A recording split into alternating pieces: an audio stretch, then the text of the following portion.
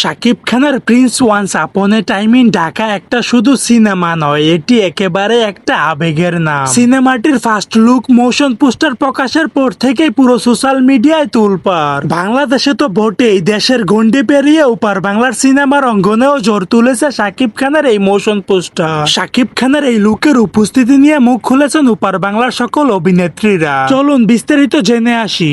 We are honest about our work.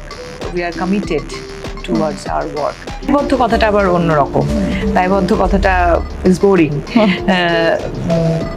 প্রচুর hit করে দিয়েছে, তো অবশ্যই সাকিবের সাথে আমি আবার ছবি করব।